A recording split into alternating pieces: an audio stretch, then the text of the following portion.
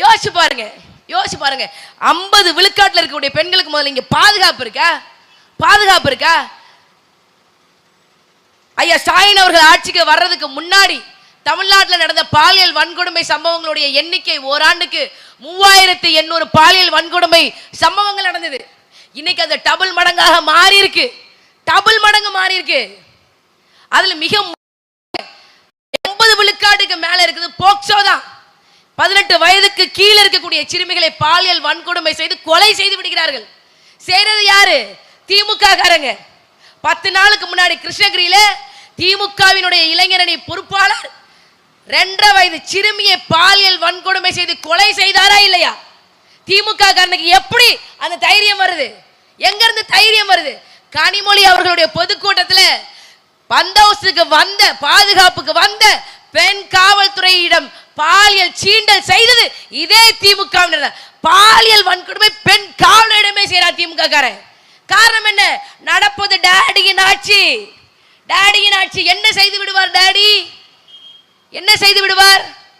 2024ஆம் ஆண்டு அண்ணா பல்கலைக்கழகத்தில் ஒரு மாணவிய திமுகவினுடைய ஆதரவாளர், அப்பாவுக்கு தெரிந்த ஒரு நபர், திமுகவின் சுகாதாரத்துறை அமைச்சராக இருக்கக்கூடிய மா சுப்பிரமணியன் அவர்களுக்கு தெரிஞ்ச நபர் ஞானசேகரன் எவ்வளவு தூரம் பாதுகாத்தாங்க. அந்த பெண் தைரியமா வந்து புகார் கொடுக்குது. குற்றவாளி ஞானசேகரன் திமுகவின் ஆதரவாளர், நடவடிக்கை எடுக்கல. அப்புறம் போராடி நடவடிக்கை எடுக்க வச்சோம் எதிர்கட்சிகள். காரணம் இதான். திமுகவுக்கு வாக்களிக்கக்கூடிய நபர்கள், உதயசூரியனுக்கு வாக்களிக்கக்கூடிய நபர்கள், அண்ணன் மனோ தங்கராஜ் அவர்களுக்கு வாக்களிக்கக்கூடிய நபர்கள், உங்க வீட்டுல பொம்பளை புள்ள இருந்துச்சுன்னா உங்களை பெற்றது ஒரு தாய் தான், உங்களை கட்டிக்கிட்ட மனைவியும் ஒரு தாய் தான், உங்க கூட பிறந்த அக்கா தங்கச்சியும் ஒரு தாய் தான், நீங்கள் பெற்று போட்டதும் உங்களுடைய மகளும் ஒரு பெண்ணா, ஒரு பெண்ணா.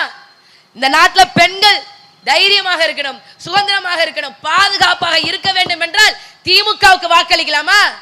வாக்களிக்கலாமா? 2025ஆம் ஆண்டு பிப்ரவரி 19ஆம் தேதி, ஏன் இதை நம்ம எல்லாரும் ஞாபகம் வச்சுக்கணும் அப்படின்னா, பிப்ரவரி 19ஆம் தேதி மட்டும் 12 பெண்கள், ஒரு நாள்ல 12 பெண்கள் பாலியல் வன்கொடுமைக்கு ஆளாகி உள்ளனர். யார் ஆட்சியில? திமுகவின் ஆட்சியில. எடுத்த நடவடிக்கை என்ன? 6000க்கும் மேற்பட்ட பெண்களுக்கு எதிரான குற்றங்கள் நடந்து கொண்டிருக்கிறது.